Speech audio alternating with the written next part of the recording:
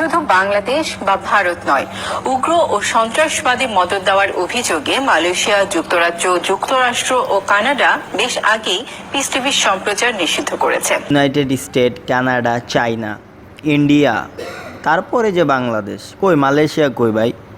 বাড়ায় কথা বলা বন্ধ করো, জাহান্নামে যাইবা। মিথ্যাবাদীদের 70 বছর জাহান্নামে জ্বলতে হবে, ভুইলা যেও না, বুঝছো? যে মালয়েশিয়া এখন বললা, কই দেখাও। মালয়েশিয়া বলে ব্যান্ড করছে। আলহামদুলিল্লাহ, কিছুদিন আগে তো মালয়েশিয়ায় প্রোগ্রাম হলো ডক্টর জাকির নায়েকের, নিষিদ্ধ করেছে। এছাড়া নারী স্বাধীনতা ও সমকামিতা প্রসঙ্গে জাকির নায়েকের বক্তব্যকে উস্কানিমূলক বলছেন বিশেষজ্ঞরা। তাই নাকি? আর যখন আপনার গভর্নমেন্ট বলে নারী স্বাধীনতার ব্যাপারে, পুরুষ নারী সমভাগ, তখন আপনারা কানে লাগে না? কান কি তখন বন্ধ থাকে নাকি হেডফোন দিয়ে রাখেন কানে? যখন আপনাদের নারীরা বলে কতে কাদের মোল্লা, ফাঁসি চাই রাস্তায় উছল কুদ করে, তখন আপনাদের কানে লাগে না? তখন কি চোখ বন্ধ করে রাখেন, চোখে দেখেন না? আর যখন আপনাদের হোস্টেলে, নারীদের হোস্টেলে যখন পুলিশদের হামলা হয়, তখন আপনারা চোখে দেখেন না? না দাবি দুনিয়া জুড়ে তার পিস টিভির দর্শকের সংখ্যা 10 কোটি। ভাই, ডক্টর জাকির নায়েকের দাবি না ভাই, গিয়ে চেক করে লন। কারণ আলহামদুলিল্লাহ ডক্টর জাকির নায়েকের দাবি কোনোদিন মিথ্যা করে না। ফেসবুকে লাখ লাখ অনুসারী। বিসমিল্লাহির রহমানির রহিম। কুল ইয়া আহলাল কিতাব। গুলশানে জঙ্গি হামলা জড়িত 2 হামলাকারী তার ভক্ত ছিল, এমন তথ্য উঠে আসার পর এবার সরাসরি তার বিরুদ্ধে সন্ত্রাসবাদ উস্কে দেওয়ার অভিযোগ এলো। সন্ত্রাস, তাই না? গুলশানে হামলাকারী তার ভক্ত ছিল, সেটা আপনার চোখে পড়ল। আর তিনি যে সাউথ নর্থ ইউনিভার্সিটির ছাত্র ছিল, সেটা আপনার চোখে পড়ল না? না, ভক্ত থেকে ডক্টর জাকির নায়েক কি উনির বাসায় এসে শিখাইতো নাকি যে এভাবে গুলি চালাও, এভাবে আইএসআইএসের অনুসারী করো? অবশ্যই সে কলেজ দিয়ে শিখছে। যদি আপনাদের মত অনুযায়ী যদি কথা বলি, তাহলে অবশ্যই সে সাউথ নর্থ ইউনিভার্সিটি থেকে শিখছে কাজগুলা। কেন ডক্টর জাকির নায়েকের দিকে আঙ্গুল উঠাচ্ছেন? স্কুল ব্যান্ড করে দেন, দ্যাটস অল, তাই না? পিস টিভি ব্যান্ড করলেন কেন? ব্যাপারে আমি যদি বলি, যদি মুসলমানদের ব্যাপারটা ধরি, তাহলে প্রত্যেকটা মুসলমানই এক একজন সন্ত্রাসী। শুধু ঢাকা নয়, এর আগে 2006 প্রত্যেকটা মুসলমান এক একজন সন্ত্রাসী। এই ব্যাপারটা ডিটেলস বলো, ডিটেলস। শুধু এতটুকু ক্লিপ কাইটা দেখা লাভ নেই, বুঝছেন? আপনি তো একটা কুত্তা, থেমে গেলে হবে না তো? ক্লিপটা যদি এতটুকু দেয়, তখন তো আপনার মাথা গরম, আমারে মাহফুজ কুত্তা বলছে। না, আপনি তো একটা কুত্তা দেখছিলেন সেই দিন, আমি তো এইটা বলতে নিছিলাম, তাই না? ছিল। এছাড়া মহানবী হযরত মোহাম্মদ সম্পর্কে জাকিরের বক্তব্য নিয়েও আপত্তি আছে ইসলামী চিন্তাবিদদের মধ্যে। बाकी लोग को तो छोड़ो, संत और बाकी बाबा लोग को छोड़ो, मोहम्मद सल्लल्लाहु अलैहि वसल्लम को भी मानना हमारे लिए हराम है। যে নবী করিম সাল্লাল্লাহু আলাইহি ইসলামকে মানা বা ওনার কাছে কিছু চাওয়া, এটা নাকি হারাম। এইটা হলো একদম কুফর। ইসলামের সঙ্গে তিনি মুসলমানই থাকতে পারেন না। তো এখন এই মুরব্বী চাচাই যে কইলো যে ডক্টর জাকির নায়েক বলছে যে নবী করিম সাল্লাল্লাহু আলাইহি ওয়াসাল্লামকে মানা গলত হে। তো এই যে মানা গলত হে, লেটস সি তিনি কি বলতেছে। যদি তিনি নবীকে নাই মানতো, তাহলে তিনি কথায় কথায় হাদিসের রেফারেন্স কেন দেয় এবং কেন বলে যে মোহাম্মদ সাল্লাল্লাহু আলাইহি ওয়াসাল্লাম বলছে? আর আসেন প্রুফ করে দিতেছি যে মানা বলছে নাকি মাংনা বলছে। মাংনা মানে কারো থেকে কিছু চাইলেন, চাওয়া। মাংনা MANGNA, মাংনা, মানা না। যদি মানা হতো তাহলে উনি হাদিসের রেফারেন্স দিত না। Let's see. कुरान में कहीं भी नहीं लिखा हुआ है कि मजार बनाओ। यहाँ तक कि अल्लाह के रसूल मोहम्मद सल्लल्लाहु अलैहि वसल्लम ने कहा, কি বললো? যে আল্লাহ কে রসুল মোহাম্মদ সাল্লাল্লাহু আলাইহি ওয়াসাল্লাম দেখা। আগে যদি উনি যদি নাই মানতো, সো তিনি কেন বলতেছে? তিনি কেন মোহাম্মদ সাল্লাল্লাহু আলাইহি ওয়াসাল্লামের রেফারেন্স দিতেছে ভাই? कोई भी कब्र पक्की नहीं होना चाहिए। अगर पक्की है तो उसको जमीन से नश करना चाहिए। আলহামদুলিল্লাহ। सही बुखारी की हदीस है कि अगर कोई कब्र पक्की है तो उसे जमीन के কোনো लेवल पे ले কবর जाना যদি चाहिए। পাকা থাকে, তাহলে मगर নবীর হাদিস হলো যে সেটাকে मजार ফ্লোর को বানিয়ে पूजना দেওয়ার गलत জন্য। है, हराम है।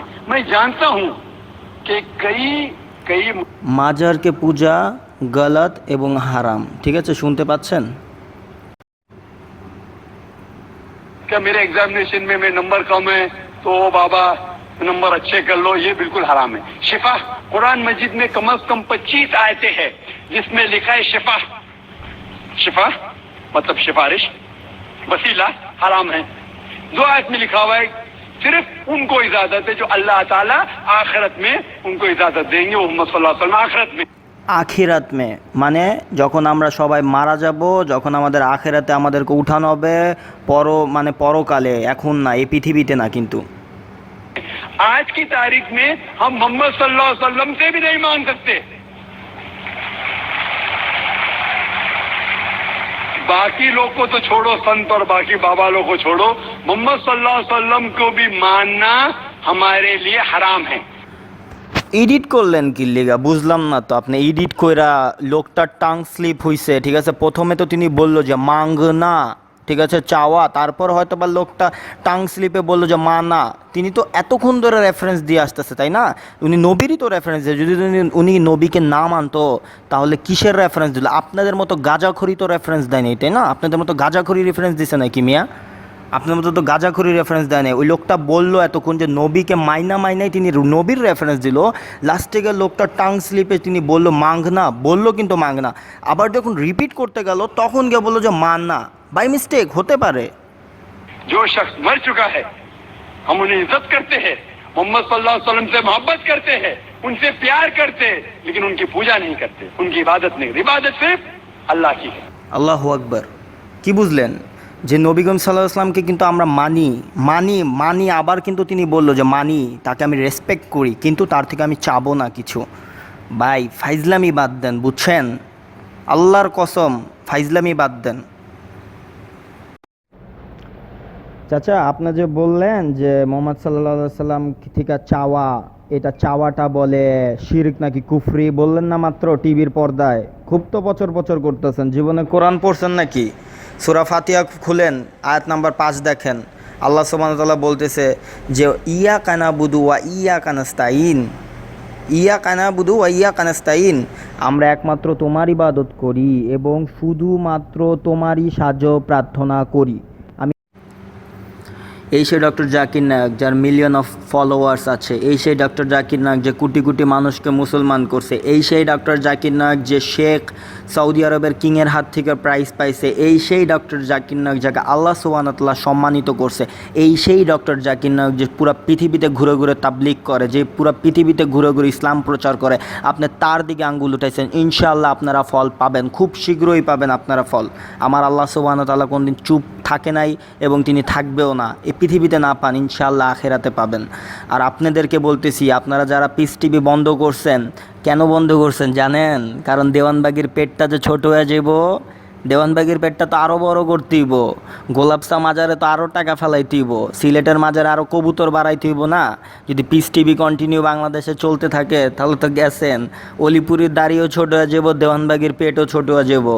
আর চরমনায়ের জর্দা ছাড়া তো পান চলে না, হে বেচারা তো জর্দা ছাড়া মরে যাবো গা। তো পিস টিভি বন্ধ থাক, হের জর্দাও চললো, দেওয়ানবাগির আর একটু পেটও বড় হইলো। পিস টিভি বন্ধ হয়েছে তো কী হয়েছে? পিস টিভি আমরা অনলাইনে খুলব, ডিজিটাল বাংলাদেশ আমাদের প্রধানমন্ত্রীর স্বপ্ন পুরো করব। পিস টিভিতে ফেসবুকে প্রচার করব, এক একজনের মেসেঞ্জারে পিস টিভির এক একটা ভিডিও পাঠাবো ইনশাআল্লাহ। পিস টিভির বুকস ডাউনলোড করে পিডিএফ ফাইল বানায় ফেসবুকে ছাড়বো ইনশাআল্লাহ। কিন্তু পিস টিভির প্রচার আমরা বন্ধ করব না ইনশাআল্লাহ। ডক্টর জাকির নায়েক স্যার, আপনাকে অনেক রেসপেক্ট, এবং আমি দুঃখিত, আমি একজন বাঙালি এবং আমাদের দেশের মানুষ আপনার দিকে আঙ্গুল উঠাইছে।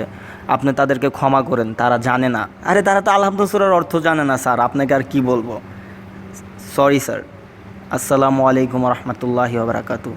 আপনার ওপর আল্লাহর শান্তি বর্ষিত হোক, এবং প্রিয় ভিউয়ার্স আপনাদের উপর শান্তি বর্ষিত হোক। জাযাকাল্লাহ খায়ের।